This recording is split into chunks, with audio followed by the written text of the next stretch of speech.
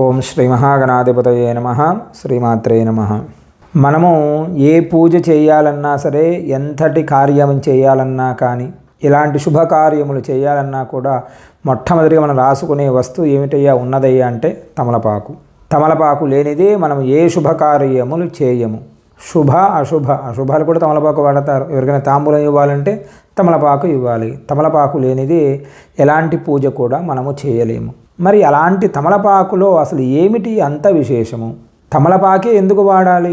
మనకు చాలా దళాలు ఉన్నాయి కదా, మామిడి దళం ఉన్నది, రావి ఉన్నది, ఇలా చాలా చెట్లు ఉన్నాయి, చాలా ఆకులు ఉన్నాయి. అలాంటి ఆకులను వాడకుండా కేవలము ఈ తమలపాకునే ఎందుకు వాడతారు?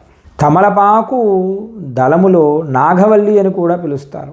తమలపాకు తొడిమె తీస్తాం కదా, దానిలో లక్ష్మీదేవి అని చెప్పి, మధ్య భాగంన పార్వతీదేవి అని చెప్పి, విద్యాలక్ష్మి చివరిలో ఉంటుందని, కేవలం ఒక తమలపాకు మీద సరస్వతీదేవి, లక్ష్మీదేవి మరియు పార్వతీదేవి ఉంటుందని, కాబట్టి తమలపాకు కంటే మించిన ఒక పత్రం మనకు లేదని చెప్పి పురాణాలు చెబుతూ ఉన్నాయి.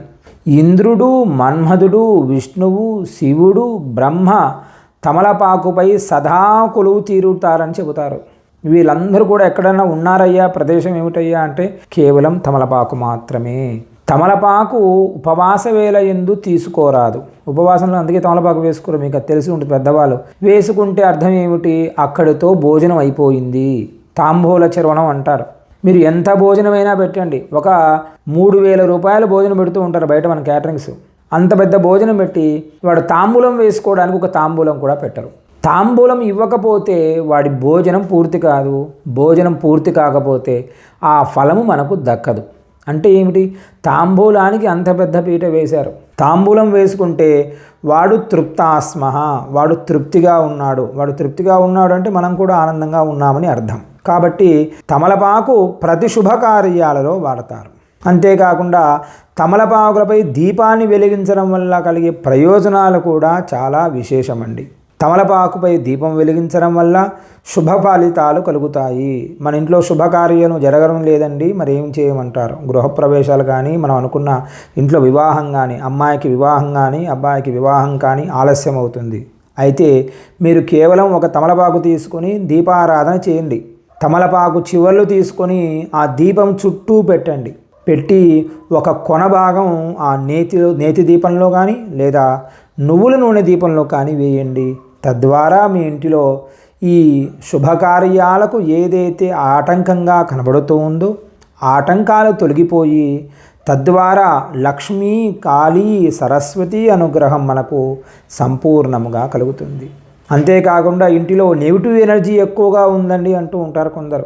ఇలా దీపారాధన చేయడం వల్ల, తమలపాకు పెట్టి తమలపాకు మీద దీపారాధన చేయడం వలన పాజిటివ్ వైబ్రేషన్స్ కూడా వస్తాయి. అంటే సైన్స్ ప్రకారంగా కూడాను తమలపాకు ఎంతో శక్తి. అంతేకాకుండా తమలపాకులో ఐరన్ ఎక్కువగా ఉంటుంది.